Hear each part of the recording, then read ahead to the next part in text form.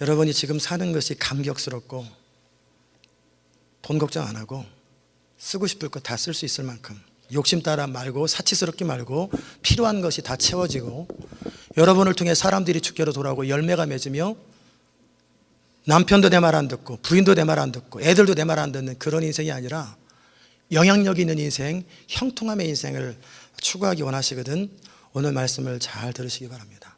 귀로 듣는 건 의미 없어요. 여러분의 신비에 새겨서 이제 하나님 오늘도 내가 정말 형통함을 누리기 원합니다. 우리 믿는 자에게 주님께서 약속하신 것은 적어도 30배, 60배, 100배의 결실을 맺는다고 했는데 주님 우리 가운데 임하여달라고 우리 같이 한번 이 시간 하나님 앞에 여러분 자신을 드리면서 주의 음성이 내가 옥토와 같이 되게 하옵소서, 내 마음이 옥토와 같은 밭이 되게 하옵소서. 우리 같이 한번 하나님 앞에 기도하십시다. 하나님 아버지 감사합니다. 하나님께서 오늘도 우리를 사랑하셔서 우리에게 주의 음성을 들려주시니 또한 감사합니다. 하나님 길가에 떨어진 밭, 돌짝밭, 가시밭과 같은 그런 마음이 아니라 옥토에 떨어진 씨앗처럼 그 말씀이 우리를 사로잡고 우리 인생을 변화시키고 새롭게 하는 놀라운 복을 누리게 하여 주시옵소서. 열매 맺는 인생, 형통함의 인생을 살기 원하오니 주님 은총 베풀어 주시옵소서. 전하는 자 입술을 주관하시고 겸손케 하시고 그리고 제 마음과 생각이 또 우리 성도들의 마음과 생각이 하나님의 영광 가운데 드려지게 하옵소서. 감사드리며 예수님의 이름으로 기도드리옵나이다. 아멘. 마가복음 6장에는 5가지 사건과 스토리가 나옵니다. 각 상황을 여러분이 큐티하셨을 거예요. 그래서 왜 어떤 사람은 형통하지 못하고 실패하고 어떤 사람은 형통한 인생을 살아가는지에 대한 원리가 마가복음 6장에 나와 있는데 여러분이 이 말씀을 들으면서 정말 형통함이 뭔가, 형통함이라는 말은 abundant life예요. 풍성한 인생이에요. 여러분의 인생이 지금보다 100배로 확장되는 거예요. 비즈니스도 100배로 확장되고 그리고 영향력도 100배로 확장되는 거, 그게 형통함입니다. 하나님은 우리가 그렇게 살기 원하세요. 그렇게 능력 있는 인생을 살기 원하는데 우리가 그 형통함을 거절하기 때문에 우리는 형통함을 누리지 못합니다. 한번 따라서 합시다. 형통함은 선택입니다. 형통함은 선택입니다. 오늘 형통함은 선택이라는 말이 여러분의 마음속에 심어지기 바랍니다.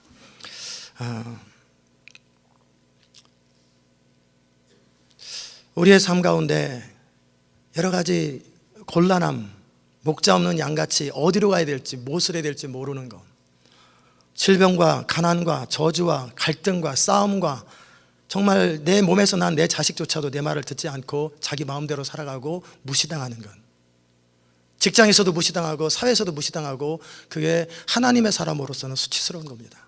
인생이 안 풀려서 그런 게 아니라 수치스러운 거예요. 그래서 하나님 이 수치를 걷어주시옵소서.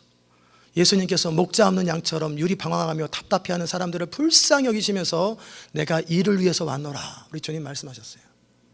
저도 그 하나님의 은혜를 모를 때는 인생이 되는 일이 없어가지고 맨날 비참하고 쩔쩔매고 정말 하는 것마다 실패하고 그렇게 수년을 살았어요. 그러나 어느 순간 그 형통함이 무엇인지를 알고 나서 그 다음부터 제 인생이 바뀌기 시작하는 거예요. 저는 오늘 말씀을 들은 여러분의 인생도 그렇게 다 바뀌고 새롭게 되기를 주의 이름으로 축원합니다. 첫 번째, 여러분이 형통함의 원리를 경험하려면 선입관념에서 벗어나고 하나님을 기대해야 합니다. 예수님께서 고향에 가서 말씀을 전했어요. 평상시에도 말씀을 다른 곳에 전하면서 많은 병자를 일으키시고 귀신을 쫓아내시고, 그리고 가난한 자에게 복음이 전해지고. 왜 가난한 자에게는 돈을 안 주고 복음을 전하는 줄 아세요? 가난한 사람은 돈을 줘도 또 가난해집니다. 그의 멘탈리티가 바뀌지 않으면 여전히 가난해져요. 그렇기 때문에 복음을 전하는 거예요.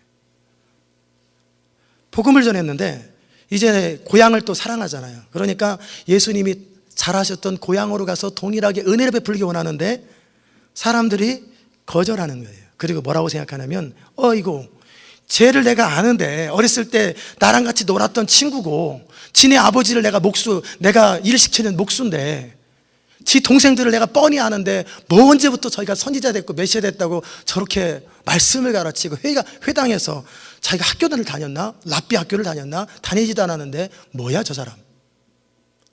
무시하는 거예요. 무시당한 예수님. 그러니까 예수님께서 그곳에 가서 아무런 기적과 능력을 행하실 수 없었어요.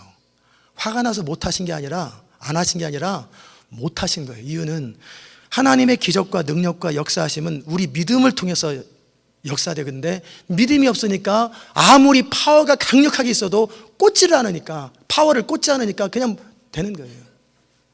여러분, 하나님의 은혜와 능력을 경험하려면 자신의 고정관념과 틀을 깨야 됩니다. 고정관념과 선입관념의 차이가 뭔지 아세요? 고정관념은 오랫동안 내가 그렇게 살아왔기 때문에 그게 옳은 줄 아는 거예요. 오랫동안 그렇게 살아왔기 때문에 그게 옳은 줄 아는 거예요. 선입관념은 그냥 처음 보고 자기 나름대로 과거의 다른 경험과 연결시켜서 어떤 사람이나 어떤 환경을 자기 나름대로 쉽게 판단해버리는 것, 이게 선입관념입니다. 그래서 인생의 문제가 해결되지 않는 거예요. 기대감이 없어요. 내 인생에 뭐 새로운 일이 생길라나? 지금까지도 그렇게 살아왔는데 변해봐야 얼마나 변하겠나? 기대감이 없어요. 그런 사람은 갈망이 없습니다. 되면 되고 말면 말고. 근데 되지도 않습니다. 우리는 믿습니다. 하나님은 전능하신 분, 하나님은 모든 문제를 해결하실 수 있는 분으로 믿습니다. 그런데 실제적인 기대는 없어요. 그냥 아는 거예요. 머리로. 예수님은 고향 사람들에 대해서 별 기대를 받지 못하고, 그렇기 때문에 거기서 별다른 기적이 없이 다른 곳으로 가면서 뭐라고 말씀하셨냐면, 선지자가 고향과 친척들 외에는 존경받지 않음이 없느니라. 또 가버나움이라고 하는 그곳에서 예수님이 복음을 전했는데, 그곳의 사람들도 그렇게 예수 그리스도의 복음이 선포되고 기적과 표적들이 나타나는데도 그들이 회개하지 않았어요. 그래서 예수님이 그들을 책망하고 뭐라고 말씀하셨냐면, 소돔과 고모라 땅에 내가 지금 가서, 그 당시에 가서 너희들의 행한 것을 똑같이 쓰면 그들은 다 회개하고 돌이키고 지금까지 소돔과 고모라는 남아있을 것이다. 이 악하고 패역한 세대들아, 여전히 고정관념과 선입관념에 사로잡혀서 자기 틀에서 자기가 옳다고 생각하는 것을 끝까지 붙드는 그런 고정관념과 선입관념에 사로잡힌 가버나움 사람들아, 그러면서 발에 먼지를 털고 떠나버리신 거예요. 그리고 안 갑니다. 여러분, 여러분의 인생에 정말 놀라운 일이 생기기를 원하십니까? 여러분의 인생에 정말 새롭게 되고 정말 놀라운 일이 생기기를 기대하십니까? 그러면 부정적인 생각을 버리십시오. 하나님의 성령의 역사를 가로막는 데 가장 장애가 되는 건 부정적인 생각, 내 틀이에요.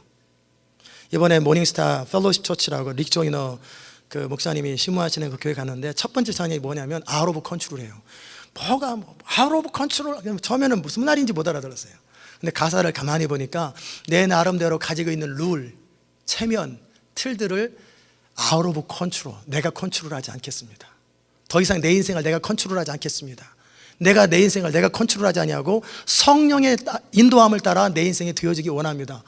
가사가 다가오더라고요. 아웃 오브 컨트롤, 그 말이 그 말이구나.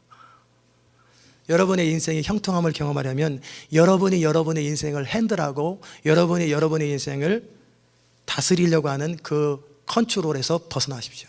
그래야 파도를 타는 것이요, 그래야 날아가는 것입니다. 우리 인생의 크기는요, 하나님께서 우리 인생에 대해서 하실 수 있다는 믿음의 크기요, 또 우리 인생을 통해서 일하신다고 믿는 기대감의 정도만큼 우리 인생은 커집니다. 다시 한번 말씀드립니다. 여러분의 인생의 사이즈는 여러분이 학교를 잘 다녔기 때문에, 능력이 뛰어나기 때문에 그런 거 아니에요. 무디 목사님은 구두수 전공이었고요, 베니힌 목사님은 21살 때부터 스님 받기 시작했어요. 떡거머리 총각. 그리고 말 더듬어가지고 말 한마디 이렇게 말을 못하는 그 사람을 통해서 역사하신단 말이에요. 왜 그래요? 우리 인생의 크기는 우리 인생에 대해서 하나님이 하실 수 있다고 믿는 믿음의 크기만큼 커지고요, 우리 인생을 통해서 하나님이 일하신다고 믿는 그 기대감만큼 인생이 커진다는 것을 여러분이 꼭 명심하시기를 주의 이름으로 축원합니다. 끊임없이 기적을 기대하시고 끊임없이 여러분의 삶에 형통함을 기대하시기 바랍니다. 그래야 우리 삶에 형통함이 임해요. 두 번째 원리는 뭐냐면, 하나님으로부터 자원을 공급받으라. 하나님으로부터 자원을 공급받으라. 많은 사람들이 자기 능력의 범위 안에 살아갑니다. 내 은행의 통장의 범위 안에서 사업을 하고 내가 가지고 있는 기술의 범위 안에서 살아갑니다. 내가 배운 만큼 살아가고 가진 만큼 살아갑니다. 거기 하나님은 없어요. 하나님 없어요. 하나님의 사람으로 살아가는 데 있어서 최고의 특권은 뭐냐면 하나님의 무한하신 자원이 나에게 공급되어서 그 자원을 내가 사용하는 방법을 아는 거예요. 그래야 전능합니다.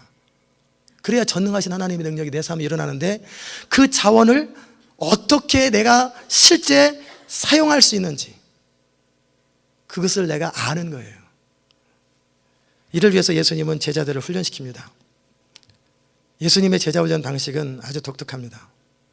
뭐라고 하셨냐면 2사람씩 짝을 지어서 그 전도 여행을 보내셨는데 몇 가지 원칙이 있어요. 첫째는 지팡이 외에는 양식이나 오늘 저녁 먹을, 점심 때 먹을, 내일 먹을 양식을 전혀 가져가지 마라. 주머니, 사람들이 쌀 주면 받아가지고 그 다음날 챙기려고 하는 거 다 치워라. 전대 주머니 돈 다 가져가지 마라. 그리고 신만 신고 두벌옷도 입지 마라. 이게 첫 번째 미션입니다.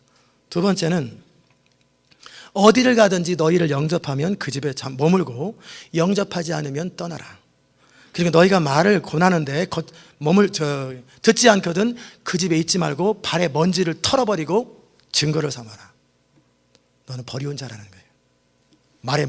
발에 먼지를 털어버리고 나는 너하고 상관없다네. 버리운 자라는 개념이 아니라 나는 복음을 전할 것 전했다라고 하는 표시죠.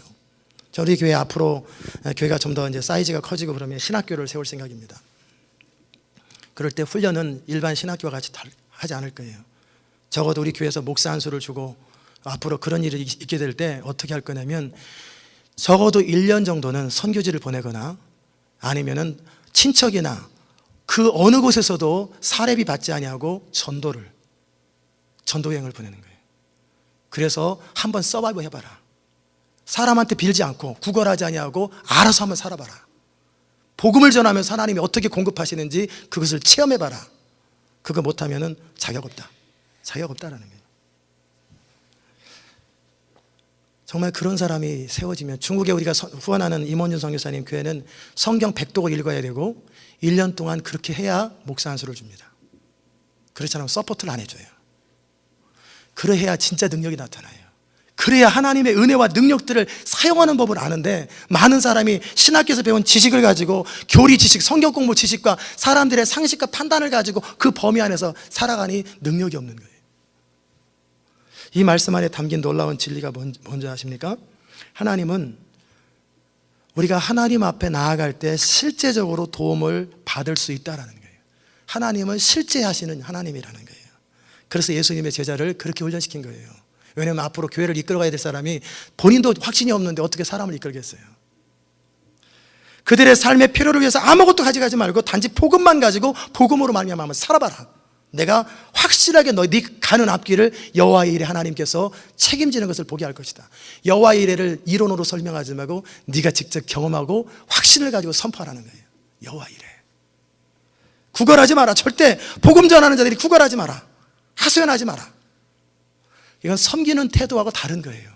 섬기는 건 섬기는 거고 당당한 건 당당한 거예요. 그리고 그들이 싫어하거든 발에 먼지를 탁 털어버리고 내버려둬라. 실제 제자들이 그렇게 해보니까 놀라운 일이 경험되었다고. 마가복음 6장 30절에 예수님에게 막 사방에서 막 12제자들이 보고하는 거예요. 막 이런 일이 생겼습니다. 저런 일이 생겼습니다. 막 이런 일이 생겼습니다. 막 신나서 보고하는 거예요. 얼마나 재밌겠어요. 하나님을 직접 체험하고 들어왔단 말이에요. 맨날 귀로만 예수님의 가르침을 듣고 예수님을 통해서 기적이 생겼는데 자기들을 통해서 역사가 막 일어나는 거예요. 얼마나 신나겠어요. 그런데 그 소문들이 헤롯 왕의 귀에까지 들렸어요. 그러니까 헤롯 왕이 두려워한 거예요. 내가 세례 요한을 못 배워 죽였는데 세례 요한이 이제는 12명으로 늘어났네. 막 늘어나는 거예요. 막 늘어나. 여기서 배워야 할 중요한 교훈은 뭐냐면 우리가 배워야 할 중요한 교훈은 하나님의 일은 우리가 하는 게 아니에요. 하나님의 일은 내 자원으로 하는 게 아닙니다. 하나님의 일은 하나님이 하시는 일이요. 하나님의 일은 하나님의 supply, 하나님의 리소스를 가지고 하나님의 자원을 가지고 하는 거예요. 하나님께서 우리 삶의 모든 여정 가운데 필요를 채우신 하나님을 여러분이 믿어야 합니다. 제자들에게 예수님께서 명하셨더니 그대로 순종했고 그리고 그들은 하나님을 경험했어요. 저는 여러분의 삶 속에서도 이 은혜와 축복들이 넘치기를 정말 바라요. 우리가 꼭 선교지를 가야, 목회를 해야만이 하나님이 도우시는 게 아니에요. 선교사님들 가운데 그런 믿음이 없기 때문에 얼마나 구걸하는 태도로 교회 앞에 눈치 보는지 아세요? 여러분 아시잖아요. 안 채우면, 안 도와주면 딱, 혹시 교회는 선교사님이 돕지 말라고 그럴까 봐 두려워서 늘 선교사님의 눈치를 봐야 되는데, 선교사님들이 교회 눈치를 봐요. 돈의 눈치를 보는 거예요. 안 도와도 됩니다. 목회를 하시는 분들 가운데도 정말 그렇게 자신의 삶의 필요를 하나님으로부터 공급받는 사람들이 드물어요. 반면에 일반 성도들이라고 해서 하나님이 안 채우시는 것도 아니에요. 중요한 것은 여러분이나 그 누구나 할 것 없이 내 삶의 중심에서 내가 왜 사는지가 정확해야 돼요. 내 삶의 목적이 정확해야 합니다. 나는 혼자 가만히 있을 때도 하나님 나라와 영광이 내 삶의 목적이 된 그 사람들에게 채우겠다는 거예요. 돈 떨어지면 어쩔 줄 모르고, 사업이 안 되면 막 스트레스를 막 받고, 이런 사람 말고 하나님 나라와 하나님의 영광 때문에 통곡하고 눈물 흘리고 하나님의 영광을 위해서 살기를 진짜로 소원하는 사람, 그런 사람들에게 함께 하시겠다는 거예요. 그러기에 여러분의 입장이 정리돼야 돼요. 왜 사는지, 내가 사는 이유가 뭔지 입장 정리가 첫째 돼야 돼요. 그래야 돕습니다. 두 번째는 예수님 말씀하시면 입장은 정리됐다 할지라도 순종 안 하는 사람이 있어요. 입으로는 나는 하나님의 영광을 위해서 순종하며 살아갑니다. 그런데 실제 명하면 안 해요. 그건 아니지요. 실제 삶으로 순종하는 그런 삶의 태도를 가진 그 사람에게 하나님이 함께 하십니다. 저는 바랍니다. 여러분이 하나님 나라와 영광을 위해서 살아간다는 분명한 태도가 있기를 바랍니다. 그러면 여러분이 사업을 하든 목회를 하든 선교지에서 살고 있든 미국 땅에 살고 있든 아무 상관없습니다. 왜냐하면 우리는 어디에 있든지, 우리는 먹든지 마시든지 살든지 죽든지 주의 영광을 위해서 사는 사람들이기 때문에 하나님은 그의 모든 필요를 다 채웁니다. 하나님께서 공급하시고 채우고 그 증거로서 제자들과 같이 믿음의 순종을 여러분이 경험해 보시기 바랍니다. 그러면 하나님을 알게 돼요. 하나님은 절대 지식으로 깨달을 수 없습니다. 로마서 3장에 사람이 마음으로도 지식으로도 절대 하나님은 깨달을 수 없고 논리적으로 설명될 수 없는 거예요. 하나님은 사모하는 마음을 가지고 간절히 찾는 자에게 만나 주시겠다고 말씀하십니다. 우리는 너무나 자기가 가진 것을 의지합니다. 제자들과 같이 양식이나 양식담을 주머니나 돈주머니를 가지고 기타 삶에 필요한 것들을 붙들고 그것 의지하고 살아요. 그러니까 그거 의지하던 것이 다 놓쳐지고 끊어질 때까지 하나님은 그냥 보기만 하는 거예요. 아무리 기도해도 소용없습니다. 끊어져 버려야 돼요. 다 끊어져야 돼요. 그래서 본토, 친척, 아비 집을 떠나는 거예요. 중심으로 하나님을 향하고 하나님만 바라보는 사람에게 하나님은 능력을 베푸신다고 분명히 말씀하셨어요. 세 번째는 뭐냐면 하나님을 경외하는 거예요. 형통함의 세 번째 원리는 뭐냐면 하나님의 진리를 중심으로 추구하는 거예요. 우리 교회 말씀이 어떤 분은 깊다, 어렵도다 그러는데 아닙니다. 3년 전에 우리 교회 오신 분이 교회 처음 나와봤어요. 그래서 그분은 모세도 모르고 다윗도 모르고 아무도 뭣도 몰라요. 그런데 제가 염려가 돼서 무슨 말인지 알겠어요? 설교를 무슨 말인지 알겠어요? 그랬더니 그분이 뭐라고 그러냐면 나는 모세가 뭔지 다윗이 뭔지 모릅니다. 근데 목사님이 하고자 하는 말은 다 알아듣습니다. 그러면서 믿음이 막 자라는 거예요. 중심의 간절함과 진지함과 진리를 추구하는 마음이 있는 사람들은 제가 저를 통해서 선포하는 하나님 메시지가 굉장히 쉬울 거예요. 무슨 말인지 다 알아들을 거예요. 헤롯이라는 사람이 있는데 이 헤롯은 세례 요한을 죽인 사람입니다. 헤롯은 세례 요한을 선지자로 여겼습니다. 세례 요한은 구약의 마지막 사람이요, 신약의 문을 여는 사람이에요. 세례 요한을 좋아합니다. 헤롯이 왕인데 자신의 죄를 지적하는 세례 요한이 부담스럽습니다. 당신은 지금 죄를 범하고 있어. 왜 동생의 아내를 빼앗아가지고 동생의 아내를 자기 마누라로 삼는 그런 사람이 어떻게 왕이요? 막 책망하니까 너무 싫어하는 거예요. 그리고 동생의 부인이었던 사람은 권력 때문에 헤롯을 좋아하는데 싫은 거예요. 세례 요한이 너무 미운 거예요. 그런데 헤롯 왕은 세례 요한을 의롭고 거룩한 사람으로 여기고 보호하고 세례 요한의 말을 잘 들었습니다. 그런데 왜 헤롯이 세례 요한을 죽였습니까? 그렇게 세례 요한을 끔찍히 여기는 사람이 왜 죽였습니까? 많은 사람이 이런 헤롯과 같은 태도를 취하는 것 같습니다. 말씀을 사모하고 하나님, 목사님 오늘 하나님께서 말씀 주셨고요, 저는 이 교회 말씀이 너무 좋아요. 그러나 나중에 수틀리면 다 떠나버립니다. 그리고 수틀리면 다 그만둬버려요. 헤롯과 똑같은 사람들이에요. 헤롯은 다른 모든 사람들보다 더 말씀을 들을 기회가 많았어요. 그런데 변화가 안 됩니다. 알고 듣고 알고 들었는데 변화가 안 돼요.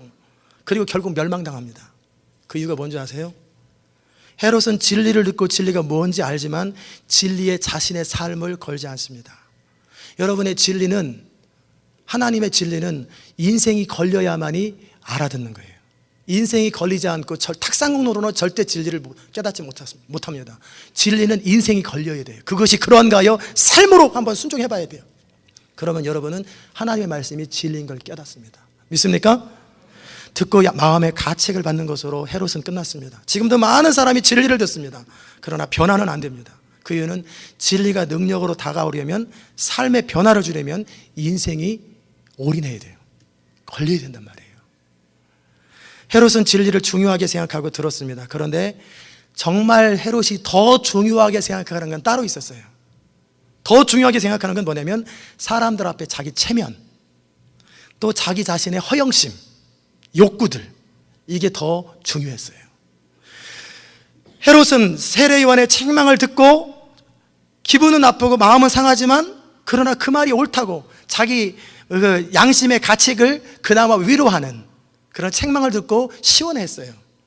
그런데 세례 요한의 책망을 듣고 그대로 삶으로 순종하려니 너무 뺏기는 게 많고 잃는 게 많아요. 안 되겠다. 부자 청년과 똑같은 거예요. 반면에 헤롯은 자기 생일에 많은 사람을 초대합니다. 헤로디아의 딸, 동생의 부인이 자기 아내가 됐는데, 이게 헤로디아인데, 헤로디아의 딸이 춤을 추자 충동적으로 기분이 좋아져서 그에게 공언합니다. 많은 사람 앞에서 무엇이든지 네 원하는 건 내가 다 주리라, 나라의 절반이라도 주리라. 이런 사람이 참 많습니다. 자신이 변화되는데 지불하는 대가는 싫어하고, 하나님 나라와 교회를 위해서 돈을 쓰는 걸 싫어하면서 자기 쾌락과 자신의 즐거움을 위해서 돈 쓰는 건 하나도 안 아까운 사람들, 헤롯과 똑같은 사람들이에요. 이렇게 충동적인 말을 하자 헤로디아의 딸은 그 어미에게 찾아가서 뭘 달라고 할까요? 하고 묻습니다. 그러자 세례 요한의 머리를 달라고 해라. 그렇잖아, 잘됐다. 그 세례 요한 때문에 내가 늘 신경 쓰이고 사람들이 들을까 봐 부담스러웠는데 죽여버리자. 그래서 소반 그릇에다가 세례 요한을 목을 잘라가지고 갖다가 딸을 통해서 갖다 주는 그런 장면이 연출되는 거예요. 사랑하는 여러분, 우리가 이렇게 진리에 대해서 귀를 기울이지만 삶의 대가가 지불되지 않고 우리의 육체적인 쾌락과 충동적인 의사결정 속에 사단이 우리를 이용하고 하나님 나라를 회방하며 사단이 우리를 자신의 종으로, 노예로 부린다는 사실을 여러분이 깨닫으시기 바랍니다. 사단은 우리 육체적인 충동과 진리를 들으면서도 삶으로 순종하지 않을 때 비웃습니다. 그리고 우리를 마음대로 조종해버립니다. 겉으로 볼 때 우리는 내 나름대로 사는 것 같아도 결국은 뒤에서 다 조종받고 있는 거예요. 헤롯은 결국 세례 요한의 머리를 쟁반에 담아가지고 들어오는 병사를 바라보면서 너무너무 가슴이 아프고 안타깝습니다. 결국 체면 때문에, 자기 충동 때문에 진리를 거절해버린 거예요. 진리를 접하면서도 그 진리에 순종하지 않고 하나님과 하나님의 종이 선포한 말씀을 두려워하기보다는 사람들 앞에서 자기 체면과 자기 충동, 욕구에 더 충실하면 멸망당합니다. 그래서 중심으로 진리를 추구해야 돼요. 여러분이 형통함의 원리를 찾는다면 뭐냐면 진리에 대해서 진지해야 합니다. 그리고 사람들보다는 하나님을 더 두려워해야 합니다. 그래야 형통함이 임합니다. 네 번째, 형통함에 임하는 네 번째 원리는 뭐냐면 부정적인 것이 아니라 긍정적인 것, 없는 것이 아니라 있는 것에 초점을 맞추는 삶의 태도입니다.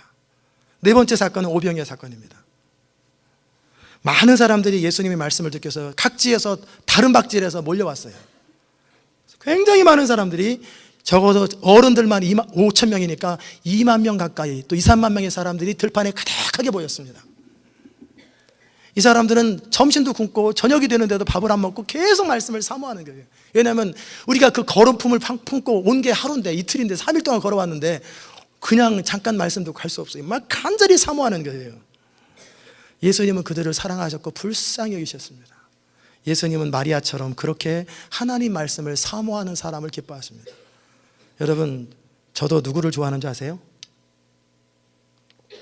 저는 제가 가장 좋아하는 사람들은 누구냐면, 이 교회에서 또한 소중한 사람들은 누구냐면, 말씀을 진지하게 사모하고 하나님의 사람이 되려고 몸부림치는 사람을 전 좋아합니다. 왜냐하면 그런 사람들은 저랑 같이 평생 가요. 저는 그렇게 은혜를 추구하는 사람을 좋아해요. 우리 주님도 그렇습니다. 나를 간절히 찾는 자가 나를 만날 것이요, 나를 사랑하는 자들이 나의 사랑을 입을 것이니라. 어쨌든 저녁이 지내왔습니다. 저녁이 되는데 제자들이 이제 그 집회를 주최하는 제자들 측에서 볼 때 안타깝잖아요. 저 사람들이 점심도 굶고 오케이, 저녁이 되었는데 날이 깜깜해져 가는데 이 동네는 먹을 것이 이 근처에는 없는데, 예수님 이제 그만하시고 심야 집회를 하시려면 가서 일단 밥부터 사 먹고 다시 오게 하든지 집으로 보내시죠. 이거 계속 저렇게 배고파하는 거 옆에서 보기에 저희가 민망합니다. 이거는 제자들로서 당연하게 책임 있는 태도예요. 손님들이 오면 음식을 대접하기를 원하는 성도의 마음처럼 제자들은 그렇게 하는 거예요. 그럴 때 예수님이 뭐라고 말씀하셨냐면, 너희가 먹을 것을 주어라. 2만 명인데 너희가 먹을 것을 주어라. 먹을 게 어디 있어요? 한 제자가 대답합니다. 다른 복음서는 빌립이에요. 이 사람들을 조금씩만 먹게 한다 할지라도 200데나리온, 성인 장정의 200날, 적어도 2만에서 5만 불 정도의 비용이 필요한데, 그 정도의 떡이 필요한데 어떻게 하면 좋겠습니까? 우리는 얼마나 많은 경우에 이런 삶의 태도를 취합니까? 우리 살아가면서 필요한 것이 무엇이며 우리가 가진 것이 무엇인지 정확하게 머리가 팍팍 돌아갑니다. 자본금은 얼마고 실제 필요한 건 얼마고 모자라는 건 얼마고 금방 머리가 팍팍 돌아가죠. 주로 그런 거에 민감합니다. 믿음 생활할 때 늘 부딪히는 문제는 뭐냐면 바로 모자라는 것에 집중하는 거예요. 다윗이 골리앗을 이긴 사건을 바라보면 놀랍니다. 할렐루야. 기드온이 300명이 13만 5천 명을 이긴 사건을 보면 할렐루야. 이스라엘 광야에 300만 명을 먹인 하나님의 기적을 보면 할렐루야, 놀랍습니다. 여호사밧의 군대가 그들보다 몇 배나 많은 100만 명의 군대를 이긴 거 보면 할렐루야. 너무나 당연하게 여깁니다. 그리고 내 삶에 동일하게 일어날 줄 아는데 실제 삶으로 부딪히면 우리는 여전히 없는 것에 초점 맞추고 염려하고 두려워하는 거예요. 늘 겪는 어려움은 바로 이겁니다.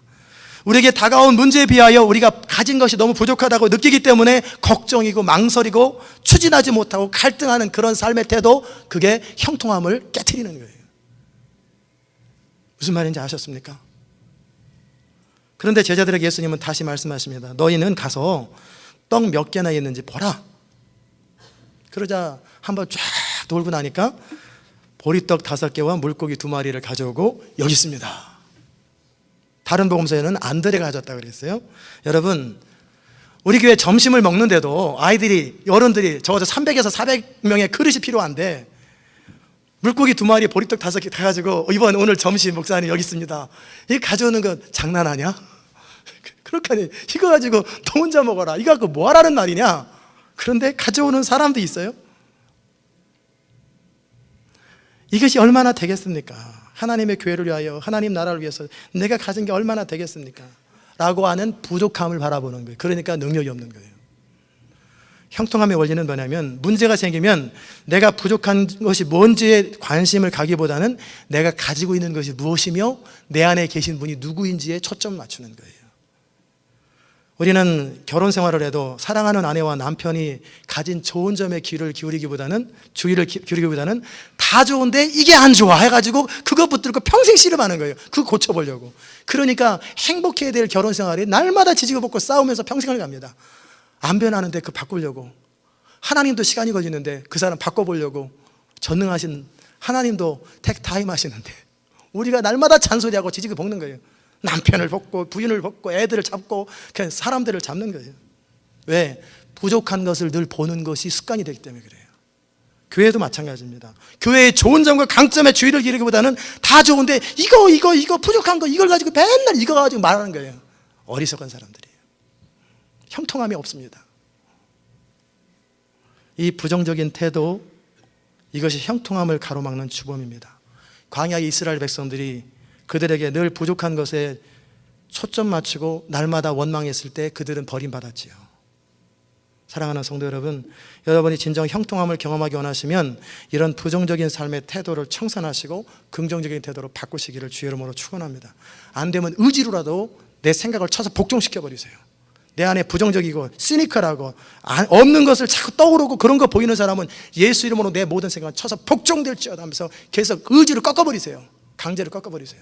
그래서 긍정적이고 있는 것을 바라보세요. 비록 인간적으로 터무니없어 보임에도 불구하고 그들은 물고기 2마리와 보리떡 5개를 여기 있습니다. 그리고 그들이 정말 보아야 될 건 뭐냐면 그들에게 가지고 있었던 것은 전능하신 하나님의 아들 예수 그리스도가 그들과 함께 계셨다라는 사실이에요. 우리 삶의 어떤 순간이라도 어떤 위기 때라도 우리가 기억하고 바라봐야 될 건 뭐냐면 현재 남아있는 것과 또 내 것을 가지고 역사하시는 하나님의 전능하심이에요. 볼펜이 1000불짜리 볼펜으로 글 쓴다고 글이 잘 써집니까? 길거리에서 주순 몽당연필이라 할지라도 그걸 가지고 시도 나오고 작품이 나오는 거예요. 중요한 것은 누구 손에 잡혀 있는가가 제일 중요한 거예요. 하나님께서는 우리가 가지고 있는 것을 내어드릴 때 그것을 통해서 일하시는 분이십니다. 사르밧 과부의 이야기를 여러분 압니다. 엘리야가 팔레스타인 주변 지중해 근처에 기근이 들었을 때, 가뭄이 들었을 적에 그게 하나님께서 이스라엘을 징계하려고 했던 것인데, 하나님은 엘리야에게 산꼭대기에 가서 내가 너를 먹여주겠다.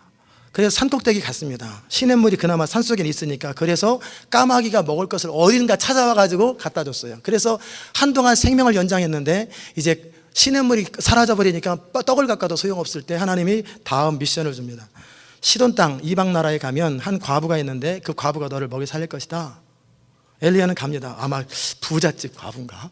이러면서 한번 가보는 거예요. 근데 한 여인이 길에서, 저 밭에서 나뭇가지를 아마 숲속에서 줍고 있었을 거예요.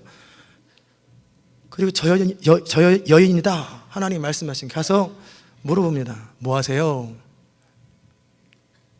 네, 저는 아들하고 하나 살고 있는데 기근이 심해지고 양식이 다 떨어져서 마지막 밀가루 한 주먹 남았고요, 기름 몇 방울 남아있는데 이거 가지고 불을 떼서 밀가루 전병을 해먹고 이제는 죽으려고 작정하고 나왔습니다.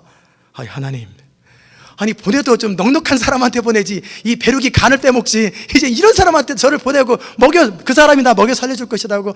엘리야는 탄식할 수 있었지만 엘리야는 하나님을 아는 사람이기 때문에 뭔가 방법이 있을 것이다. 그리고 나서 그에게 찾아갑니다. 그럼 내 말대로 해라.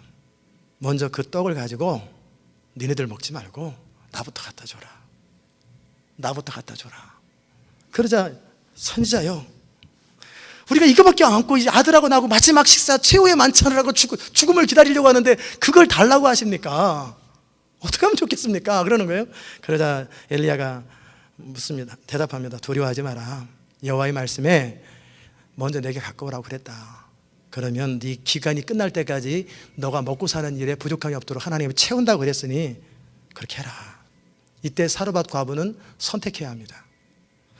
예수님의 제자들이 선택해야 했던 것처럼 사르밧 과부도 선택해야 되는 거예요. 예수님이 제자들에게 오병이어의 그 떡을 가지고 그런 다음에 사람들한테 무리를 지어 50명씩 100명씩 앉게 하라. 그러면 사람들이 묻습니다. 왜요? 저녁 식사 시간이니까. 예수님이 그렇게 하라고 그랬어요. 분명히 아무것도 없는데 그것을 순종하는 제자들도 대단한 거예요. 사람들을 둘러 앉히는 거예요. 물고기 2마리와 보리떡 5개 가지고 전교회들을 모아놓고 둘러 앉아가지고 먹을 준비해라. 아무것도 없어요. 밥 해온 사람도 아무도 없어요. 근데 그거 가지고 그럴 때 순종을 선택하는 거예요. 사르밧 과부가 선택해야 합니다. 쓸데없는 소리 그만하지 마시고 가세요 라고 말하든지 엘리야의 말대로 순종할 것인지 선택하는 거예요. 제자들이 순종할 것인지 차라리 그러지 말고 체면 구겨지니까 집으로 그냥 보내시죠. 그럼 간단한데 선택해야 합니다. 형통함은 바로 선택에서 나옵니다. 꼭 명심하십시오. 우리가 가진 부족한 건 모자라는 것에 초점 맞추면 그 인생은 항상 모자랍니다. 날마다 모자라요. 늘 부족합니다. 그러나 우리 작은 것을 통해서 역사하신 하나님의 전능하심과 말씀에 의지하여서 살아가면, 그리고 순종하면, 하나님께 드리면 우리는 형통함을 경험하게 되는 거예요. 결과는 어떻게 됐습니까? 사르밧 과부 엘리야 말대로 굶어 죽지 않고 풍족하게 제자들과 모든 사람들은 원하는 대로 마음껏 먹게 하고 배가 터지도록 먹게 하고 그리고 12강주리를 거두는 축복을 경험하게 되는 거예요. 이게 하나님의 자원입니다. 부족한 것에 초점 맞추지 마시고 가지고 있는 건 무엇보다 우리 안에 계신 하나님이 어떤 분이신가에 초점 맞추시기를 주의 이름으로 축원합니다. 마지막으로 형통함의 원리는 뭐냐면 배운 것을 활용하라는 거예요.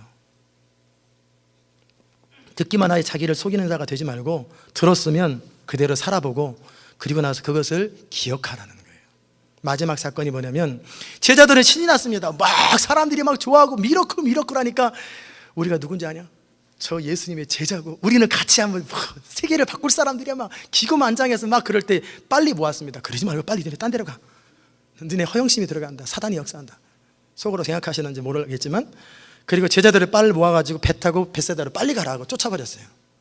그리고 예수님은 그들을 마무리하고 다 보내시고 그런 다음에 산에 기도하러 가는데 그 바다에 새벽 3시에서 6시 밤 사견이니까 새벽 3시에서 6시에 굉장한 파도가 치고 한 바다 중간에서 죽을 지경이 되었자 예수님은 불쌍히 여기셔서 그들에게 찾아갑니다. 파도가 막 치는데 하얀 옷을 입은 사람이 쫙 오니까 이게 유령이죠. 깜깜한 밤에 파도가 치는데 물 위로 뭐가 막 걸어오니까 유령이다 막 그러니까 걱정하지 마라 나 배에 탁 타고 파도야 잔잔하라 그러니까 착 잔잔해져 버리는 거예요. 그럴 때 제자들은 심히 마음에 놀랐다고 되어 있어요. 마가는 이거에 대해서 분명히 기록합니다. 저희가 그 떡 떼시던 일을 깨닫지 못하고 얼마 전에 떡 뗐는데 떡 떼시던 일을 깨닫지 못하고 도리어 그 마음이 둔하여졌습니다. 우리 삶에 역사하셨던 하나님, 우리 기도에 응답하셨던 하나님을 다 잃어버리고 새로운 문제에 부딪힐 때마다 여전히 막막하고 여전히 불안하고 여전히 초조해하는 것. 그럴 때 우리는 얼마나 많아요. 형통함의 원리의 5번째 원리는 뭐냐면 이전에 받았던 응답과 교훈들을 배우고 배운 것을 적극적으로 활용하라는 거예요. 그래야 우리는 제자리 걸음 안 합니다. 평생 동안 제자리 걸음 하는 거예요. 러닝머신도 아닌데 맨날 제자리 걸음만 해요. 그러지 말고 앞으로 나가야 돼요. 어떤 탁월한 믿음의 사람이라 할지라도 저도 마찬가지고요. 뭔가 새로운 일이 발생하고 새로운 어떤 위기가 다가오면 마음에 초조해지고 막막해지는 건 사실입니다. 그럴 때 생각하는 거예요. 나와 함께 하신 하나님은 우주보다 크시고 내 안에 계신 분은 그리스도다. 나와 함께 하셨던 하나님, 그 두려움과 막막함을 선택하지 말고 믿음을 선택하고 하나님의 역사, 나와 함께 하셨던 하나님을 선택하면서 나는 주님께 집중하는 거예요. 믿음에 집중하는 거예요. 그게 붙잡는 겁니다. 그게 붙잡는 거예요. 말씀을 붙잡고 그리스도의 능력을 붙잡는 거예요. 염려와 두려움과 낙담을 붙잡는 게 아니라 믿음을 붙잡는 그 연습은 엄청난 연습입니다. 그게 믿음의 훈련이에요. 이전에 경험했던 교훈을 잃어버리면 우리는 또다시 낙담하고 당황하고 무너집니다. 이스라엘 백성들이 이집트에서 10가지 재앙의 기적 그리고 홍해의 기적 다 경험해도 반석에 물이 없으면 또다시 원망하잖아요. 왜? 이전에 배운 것을 붙들지 못하니까 또 무너지는 거예요. 그렇죠? 우리가 살아가면서 늘 붙들어야 될 것은 하나님께로부터 받았던 교훈을 잊어버리지 마십시오. 리마인드하고 그것을 활용하십시오. 삶으로. 예수님은 제자들에게 종종 책망하십니다.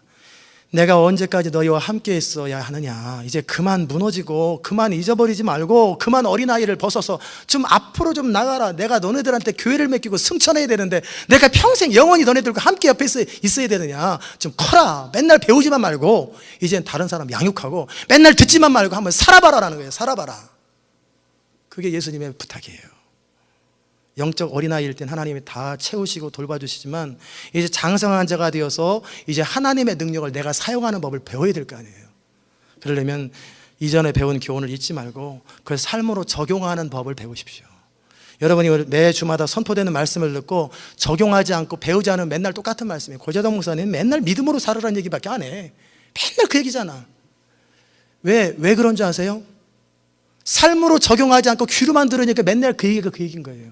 근데 한번 그 믿음으로 한번 살아보십시오. 그러면 그게 얼마나 힘들고 제가 똑같은 말씀 전하는 게 아니라 계속 진보된 말씀을 전하는데 뭔 소리인지 못 알아듣는 거예요. 삶으로 적용해 보세요. 진리는 삶으로 적용하는 거예요. 그러면 여러분이 내가 얼마나 부족한지를 깨닫게 되고 그리고 주의 은혜가 얼마나 큰지를 알게 됩니다. 마무리합니다. 형통함의 원리를 여러분에게 말씀드렸어요. 첫째는 뭐라고 그랬죠? 선입관념과 고정관념을 버리고 하나님을 기대하라. 주보에 나와 있어요. 둘째는 하나님의 자원을 사용하는 것을 배워라. 세 번째는 사람을 두려워하지 말고 하나님을 경외하라. 네 번째는 없는 것에 초점 맞추지 말고 있는 것에 초점 맞춰라. 다섯 번째는 배운 것을 기억하고 적극 활용하라. 하나님 우리가 형통하기 원하십니다. 하나님의 백성들은 적어도 30배예요. 적어도 60배요. 적어도 100, 많이 되면 100배의 인생을 맺는 거예요. 하나님은 여러분과 저의 삶이 형통하기 원합니다. 날마다 빌빌거리고 날마다 초라하고 날마다 주여 언제까지입니까? 주여 언제까지입니까? 이제 이 기도는 넘어가기 원하세요. 그래서 믿음으로 당당하고 확신 있고 능력 있게 나눠주고 베풀어주고 풍성한 인생 살기 원하십니다. 그 축복이 여러분에게 형통함이 넘치시기를 주의 이름으로 축원합니다. 하나님 아버지 감사합니다. 오늘도 주의 음성을 듣게 하신 하나님 감사합니다. 하나님 우리가 형통함, 하나님께서 이미 형통함을 우리에게 주셨는데 우리가 형통함을 선택해야 형통하게 살 수 있다고 말씀하셨사오니 이제 매 순간 그 형통함을 선택하며 형통함을 경험하며 누리게 하여 주옵소서. 감사드리며 예수님의 귀하신 이름으로 기도드리옵나이다. 아멘.